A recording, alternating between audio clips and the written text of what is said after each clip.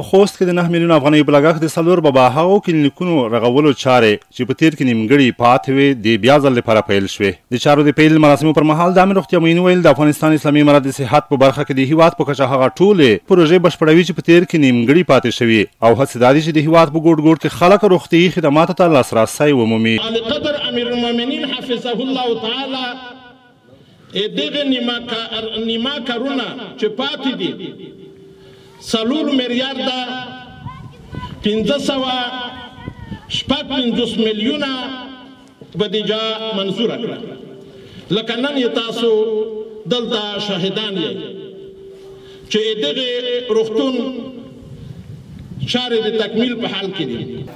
نو اوس دا 4 کلینیکان ته د امیر المؤمنین د خوا څخه 9 میلیون افغانۍ شاوخوا منظور شوي دي او د کلینیک د جوړتیا تر رسیدو پورې څو کلینیک جوړېږي انشاءالله موږ به طبي پرسونل هم خپل ولس ته راوبولو ورته راوبیستو.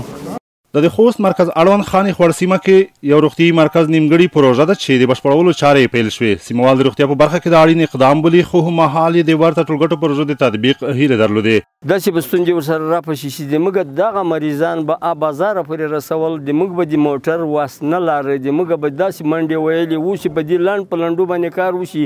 دا موږ ته د فخر خبره ده. یوه بله خبر دا درته کوم چې ناوسه منطقه ده، غریبه منطقه وه چې دا ځای موږ ته جوړ شي یو غټ نعمت ده. مریضان چې دلته یي وروره جانه موږ ډېر تاسې نه خوشحاله یو. موږ چې هغه ته رسېږو زموږ مریض په لار کې ډېر غټ مشکلات راته شته.